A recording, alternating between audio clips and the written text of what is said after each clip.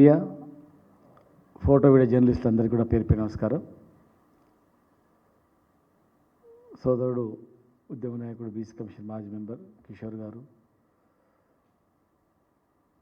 Media మిత్రులకు మరొకసారి అందరికీ నమస్కారం. గతంలో శాసనసభ వ్యవహారాలు నడుస్తుంటే టీవీలో ప్రజలందరూ కూడా వీక్షించేవాళ్ళు, చూసేవాళ్ళు. ప్రజా సమస్యల మీద ప్రతిపక్ష పార్టీ ఏ రకంగా మాట్లాడుతుంది, ప్రభుత్వం ఏం ప్రకటన చేస్తుంది, ప్రభుత్వం నుంచి స్పందన ఏంటి, కొత్త కొత్త అంశాలు కొత్త కొత్త చట్టాలు ఏమైనా తీసుకొస్తారా అని చెప్పి ఎప్పుడెప్పుడు అని చూస్తున్న సందర్భాలని. కానీ ఈరోజు ఎంత బాధాకరం అంటే దాన్ని ఒక గౌరవ సభని కాంగ్రెస్ పార్టీ ఆ గౌరవ సభని కౌరవ సభగా మార్చే ప్రయత్నం చేస్తుంది. ప్రజా సమస్యలు ఎక్కడ చర్చించకుండా ఇచ్చిన హామీలు ఏమడుగుతారో ఏమని, ప్రజా సమస్యలు ఎక్కడ తీస్తారో ఏమని ఏదో కొత్త అంశాన్ని తీసుకొచ్చి టైంపాస్ చేయాలా, తప్పుదో పట్టించాలా అని చెప్పేటువంటి ఆలోచన తప్ప వేరే ఏం లేదని ప్రజలు చర్చించుకుంటున్నారు. స్పీకర్ గారిని జగదీష్ రెడ్డి గారు ఎక్కడ అవమానపరచలేదు. మాకు చట్టసభలు స్పీకర్ గారన్న సభ అన్న గౌరవం. ఒక దళితుడు అని అవమానించడం లేనిపోని అపవాదం వాడేస్తున్నారు. మళ్ళా అంటే దళితులకు ఏదో బీఆర్ఎస్ పార్టీ వ్యతిరేకం అన్నట్లు. కాంగ్రెస్ పార్టీ వ్యతిరేకం, బీఆర్ఎస్ పార్టీ ఎప్పుడు వ్యతిరేకం కాదు. బీఆర్ఎస్ పార్టీ దళితుల పట్ల ప్రేమ ఉంది కాబట్టే ప్రపంచంలో ఎక్కడ లేనటువంటి అతిపెద్ద అంబేద్కర్ విగ్రహాన్ని పెట్టింది బీఆర్ఎస్ పార్టీ. సచివాలయానికి బాబాసాహెబ్ అంబేద్కర్ గారి పేరు పెట్టింది బీఆర్ఎస్ పార్టీ. దళితులను ఆర్థికంగా అభివృద్ధి చేయాలని చెప్పని దళిత బంధు తీసుకొచ్చింది బీఆర్ఎస్ పార్టీ. దళిత విద్యార్థులను విదేశీ విద్య పేరు మీద విదేశాలకు పంపాలని చెప్పని 20 లక్షల రూపాయల ఆర్థిక సాయం అందించి వందలాది మందిని పంపించింది బీఆర్ఎస్ పార్టీ. ఇంకా ఎన్నో కార్యక్రమాలు దళితులకు చేసినటువంటి చరిత్ర బీఆర్ఎస్ పార్టీ ఉంది. అంబేద్కర్ విగ్రహాన్ని అతిపెద్ద విగ్రహం పెడితే కనీసం అంబేద్కర్ విగ్రహాన్ని జయంతి రోజు వర్ధంతి రోజు అన్న ఒక పెద్ద పూలమాల ఇద్దామని చెప్పి కూడా అనలేదు. ఇస్తామన్న దళిత బంధు ఇంతవరకు ఇవ్వలేదు. బీసీలకు ఇస్తారంటే హామీలు నెరవేరలేదు. ఈరోజు శాసనసభ నడుస్తుందంటే ప్రజా సమస్యల మీద చర్చ పెట్టాలి, కానీ అసలు ఏమనంది కట్ చేసి దళిత స్పీకర్ కనుక అవమానపరిచిండు అని చెప్పి సభను వృధా చేయడం, తప్పుదో పట్టించడం, ఆ సమస్యలు చర్చించకుండా దీనిపైన కొనసాగేటట్టు చేయడం, దృష్టి మళ్లించడానికి మాత్రమే ఒక ట్రిక్ చేసినటువంటి కుట్ర తప్ప స్పీకర్ గారు అవమానపరిచినట్టు ఎక్కలేదు. టోటల్ లైవ్ చూపించమని చెప్పండి, ఎక్కడ అవమానపరిచిండ్రు, ఏం జరిగిందో. అలాంటిది ఏం లేదు. 165 అడుగుల విగ్రహాన్ని పెడితే కనీసం ఒక్క రోజున పోయి అక్కడ ప్రపంచ పర్యాటకులు వచ్చి చూసిపోయేటువంటి పరిస్థితి ఉన్నటువంటి దాన్ని కప్పిపడేసిండ్రు. ఈరోజు మేము ఛాలెంజ్ చేస్తూ ఉన్నాం, నిజంగా అవమానపరిచే ఫుటేజ్ బయట పెట్టండి, టోటల్గా కట్ చేసినే కాకుండా. స్పీకర్ గారే వారు కూడా ఏం చెప్పలేని పరిస్థితి ఉంది వారికి కూడా. ఇప్పుడు అలాంటి ఒత్తిడి ఉంది వారిపైన కూడా. ప్రజలు దేశం మొత్తం కూడా బీసీల పట్ల జనగణన పేరు మీద అనేక ఉద్యమాలు జరుగుతున్నాయి దేశవ్యాప్తంగా. అది చర్చ వస్తుందేమని చూస్తున్నారు. రైతాంగం మొత్తం వర్షాకాలం వర్షాకాలంలో కూడా ఎండిపోయిన చేనులు నష్టపోయినారు. ఇలా ఎండాకాలం కూడా ఎండిపోతున్నాయి. సరైనటువంటి కరెంట్ లేక, సక్రమైనటువంటి కరెంట్ లేక 2 సీజన్లో కూడా రైతులు కష్టాలు ఉన్నారు. ఈరోజు ఎండాకాలం జూరాల కింద ఎండిపోవడానికి రెడీగా ఉన్నాయి వేలాది ఎకరాలు. నాగార్జున సాగర్ కింద లక్షలాది ఎకరాలు రైతులు ఎండిపోవడానికి సిద్ధంగా ఉన్న తరుణంలో చేస్తున్న చర్యల మీద ఆంధ్రాకు తీసుకుపోతున్న అక్రమ నీటి మీద ఉమ్మడిగా మనం ఎట్లా కొట్లాడదాం, ఉమ్మడిగా జాతీయ స్థాయిలో మనం ఏం చేద్దాం అనేది కృష్ణా గోదావరి పైన కట్టుతున్నటువంటి అక్రమ ప్రాజెక్టుల మీద, నీటి వాటర్ల మీద కొట్లాడడానికి చర్చిస్తే బాగుంటుంది.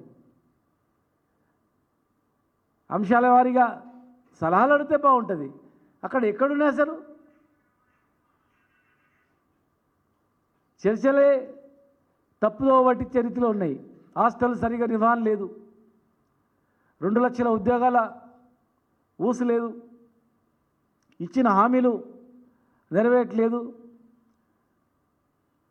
14 లక్షలు ఇస్తున్నటువంటి రైతు బంధు, రైతు భరోసా కథలే లేదు. ప్రతి అవ్వ 4000 పెన్షన్ ఎప్పుడైనా చూస్తుంది, ఆమెకి ఇచ్చే భరోసా లేదు. వికలాంగులకు భరోసా లేదు, పెంచుతామని పెంచలేదు. ప్రతి మహిళకు 2,500 అన్నారు. ఎన్నో హామీలు, 420 హామీలు ఇచ్చి 420 హామీలో అన్ని నెరవేర్చామని చెప్తున్నారు. గవర్నర్ గారి ప్రసంగంలో రుణమాఫీ మొత్తమైందని చెప్తున్నారు.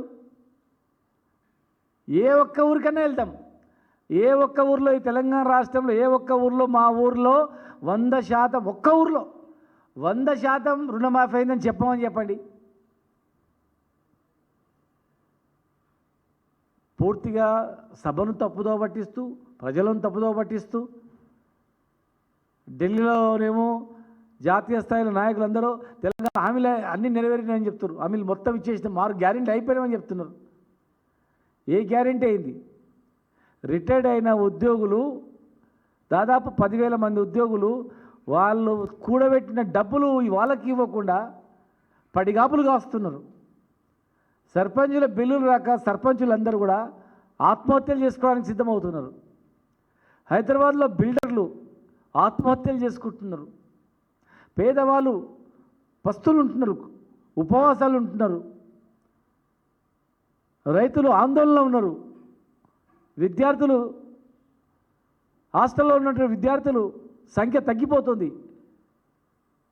గురుకులాల్లో సగం వరకు ఎంట్రన్స్లో 1,20,00,000 మంది ఎంట్రన్స్ రాస్తే అంతకుముందు ఇప్పుడు 70,000 మంది తగ్గిపోయారు.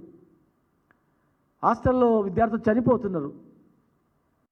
వీటి మీద దృష్టి పెట్టకుండా, చర్చించకుండా, ప్రతిపక్ష సలహాలు సూచనలు తీసుకోకుండా ప్రతిపక్షాల గొంతు నొక్కేస్తూ వెతికి ఏ మాట అన్నాడో దొరికేరా అని చెప్పి అయిపోయి సస్పెండ్ చేద్దాం, 2 రోజులు దీని మీద నడిపిద్దాం, 3 రోజులు నడిపిద్దాం, టైంపాస్ చేసే రీతిలో అవసరం అనుకుంటే బీఆర్ఎస్ పార్టీ ఎమ్మెల్యే అందరినీ కూడా సస్పెండ్ చేసి ఇదే అంశం మీద రేపు లొల్లి చేస్తే ఇగో మీరు గొడవ చేస్తున్నారు, సభలకు అడ్డం వస్తున్నారని అందరినీ కూడా సస్పెండ్ చేసి ఇక మీరు సభ నడుపుకొని సభలో అబద్ధాలతో మాట్లాడుతూ టైంపాస్ చేసి ప్రజలను మాయమాటలు చెప్పి ప్రజలను తప్పుదో పట్టించే రీతిలో ఈ సభను ఉపయోగించుకునే విధంగా అనిపిస్తూ ఉంది. దయచేసి ఇక చాలు, ఇక మీకు నిన్నటి చేసింది అయిపోయింది. ఇమ్మీడియట్గా సస్పెన్షన్ ఎత్తేసి ప్రజా సమస్యల మీద చర్చించండి, మీరు ఇచ్చిన గ్యారెంటీల మీద చర్చించండి. మరి గవర్నర్ ప్రసంగంలో అన్ని హామీలు నెరవేర్చిందన్న దానిపైన కూడా మీరు చర్చించండి, ప్రజాభిప్రాయం తీసుకోండి.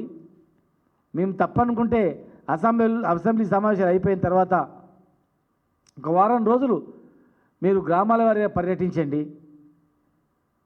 మీరు హామీలు నెరవేర్చినవి, మీరు చెప్పినవి అన్నీ నెరవేర్చినవని చెప్పినటువన్నీ అవుతున్నాయా? ప్రభుత్వం నడపాల్సిన వాళ్ళు ఏదైనా అప్పు చేసి నడపాలా? ప్రతి రాష్ట్రానికి అప్పు ఉంటుంది. అమెరికా లాంటి దేశానికి అప్పు ఉంటుంది. అప్పు లేని దేశమే లేదు ప్రపంచంలో. మేము అప్పును పెట్టుబడిగా అనుకున్నాం, అప్పు అనుకోలే. దాన్ని పెట్టుబడిగా అనుకొని పెట్టుబడి పెడుతున్నాం అని చెప్పి దాని సంపదను ప్రజలకు పంచినాం. రైతు బంధు ద్వారా పంచినాం, దళిత బంధు ద్వారా పంచినాం, పెన్షన్ల ద్వారా పంచినాం.